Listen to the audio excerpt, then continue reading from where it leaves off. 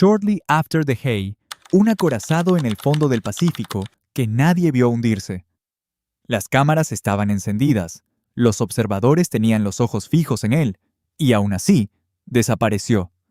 En el momento en que más importaba registrar lo que ocurría, una nube de vapor, agua irradiada y destrucción pura borró la escena completa.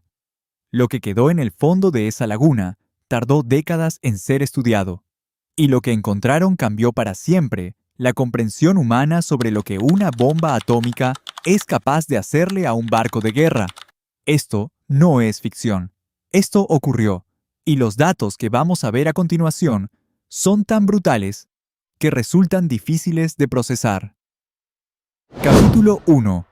El problema que nadie sabía cómo responder. Corría el año 1946.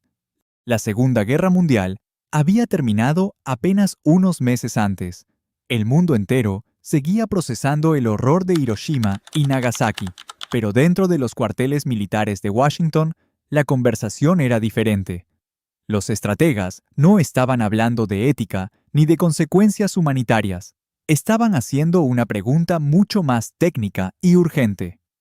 ¿Qué le hace exactamente una bomba atómica a una flota de guerra? La Marina de los Estados Unidos necesitaba saberlo. Si un solo artefacto nuclear podía eliminar una flota completa, toda la doctrina naval quedaba obsoleta de golpe. Los portaaviones, los acorazados, los destructores, décadas de inversión y desarrollo tecnológico podían convertirse en chatarra inútil ante una nueva realidad bélica. Para responder esa pregunta, el Ejército y la Marina diseñaron conjuntamente la Operación Crossroads, oficialmente registrada como la primera prueba de armas nucleares, realizada después del fin de la Segunda Guerra Mundial. El programa tenía 3 preguntas guía centrales que debían responderse con datos reales, no con teorías. ¿Cómo afecta una explosión nuclear a una flota si detona en el aire? ¿Qué sucede si la bomba explota en aguas poco profundas? ¿Y qué ocurre si la detonación se produce en aguas profundas? 3 preguntas, 3 tests planificados, pero el tercero nunca llegó a realizarse, porque las consecuencias del segundo experimento fueron tan caóticas y problemáticas que fue imposible continuar. Lo que ocurrió en ese segundo test es precisamente el centro de esta historia. Capítulo 2. Una flota fantasma de 90 barcos. Para ejecutar la operación, la Marina necesitaba barcos reales, no maquetas, no simulaciones, barcos de acero, con sus sistemas internos completos, posicionados exactamente como estarían en combate real. Así que reunieron una flota compuesta por más de 90 embarcaciones, entre barcos obsoletos, auxiliares y unidades que habían quedado fuera de servicio activo después de la guerra. Todos fueron llevados al atolón Bikini, un anillo de islas coralinas ubicado en las Islas Marshall, en el Pacífico Central. Ahí, en esa laguna remota, fueron anclados en posiciones cuidadosamente calculadas por ingenieros y científicos, cada uno a una distancia específica del punto de detonación, para poder medir con precisión el efecto de la explosión según la proximidad.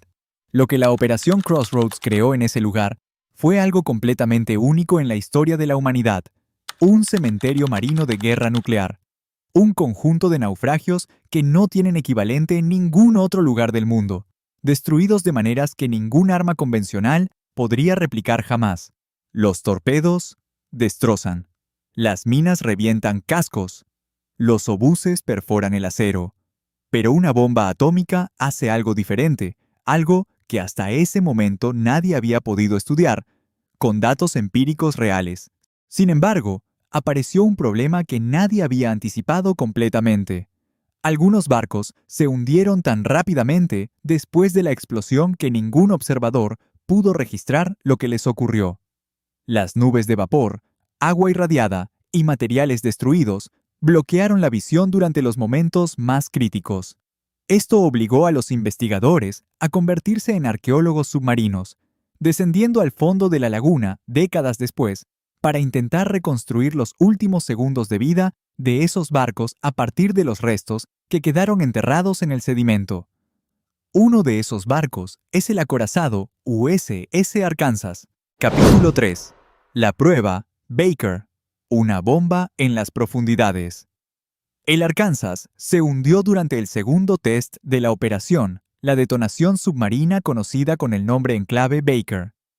El diseño de esta prueba era radicalmente diferente al primer test aéreo. En lugar de lanzar la bomba desde el aire, los ingenieros la bajaron mediante un cable hasta quedar posicionada a exactamente 27 metros de profundidad bajo el casco de una embarcación de desembarco, el LSM-60, que fue utilizado como epicentro de la prueba. El resto de los barcos fueron dispuestos en formaciones calculadas alrededor de ese punto central. El Arkansas, uno de los buques más próximos al epicentro, quedó situado a apenas 244 metros de distancia de la bomba.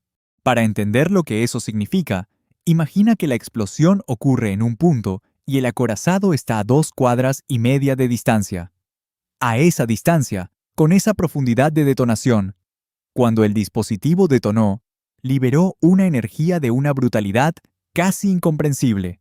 En una fracción de segundo, desplazó millones de toneladas de agua y sedimento del fondo de la laguna, generando una columna de agua hueca que se elevó más de 1.800 metros hacia el cielo. Para ponerlo en perspectiva, esa columna de agua era casi el doble de la altura del edificio más alto del mundo actualmente. Las filmaciones grabadas desde múltiples ángulos muestran algo que cuesta procesar visualmente. El Arkansas, un acorazado de 27.000 toneladas de desplazamiento, se eleva del agua. El barco entero, con todo su peso y su acero, fue levantado por la onda de choque, como si la física convencional hubiera dejado de aplicar. Luego, una materia oscura erupciona desde el interior del barco, probablemente hollín y gases expulsados violentamente desde las tuberías y chimeneas internas. Una nube colosal cubre la escena, y cuando esa nube se disipa, el Arkansas ya no está. Ha desaparecido completamente. Capítulo 4. El malentendido. Que circuló durante décadas. Existe una confusión histórica persistente relacionada con las imágenes de ese momento, y vale la pena corregirla definitivamente, porque afecta la interpretación de lo que realmente ocurrió. Cuando los observadores navales publicaron sus primeros informes, escribieron que después de que la nube se disipó, parecía como si la columna de agua hubiera levantado brevemente al Arkansas, y que necesitaban más análisis para confirmar si lo que se veía era efectivamente el acorazado. La declaración era ambigua y no incluía fotografías claras de lo que los observadores creían identificar. Esa ambigüedad generó una interpretación errónea que circuló durante años. Mucha gente asumió que los observadores describían una mancha oscura visible en las filmaciones y que esa mancha era el Arkansas elevado casi en posición vertical, de pie sobre su proa o su popa, como una aguja de acero de 170 metros de longitud. Sin embargo, en ese mismo informe oficial, los observadores explican específicamente a qué se refería esa mancha oscura. Según su análisis, probablemente era una combinación de dos factores: el hueco creado en la columna de agua por la masa física del propio barco y los materiales oscuros expulsados violentamente desde el interior del Arkansas durante los primeros instantes de la explosión. No era el acorazado de pie en el agua, era el rastro visible de su destrucción. Capítulo 5. Boca abajo en 55 metros de agua. El Arkansas descansa actualmente completamente invertido, es decir, boca abajo, con una ligera inclinación hacia el lado de estribor, en aproximadamente 55 metros de profundidad. Esto, cuando se analiza con la física del evento, tiene una lógica perfecta. El acorazado estaba posicionado de costado respecto a la onda de choque, con su banda de estribor enfrentando directamente al LSM-60 y a la bomba. Y aquí está el factor decisivo.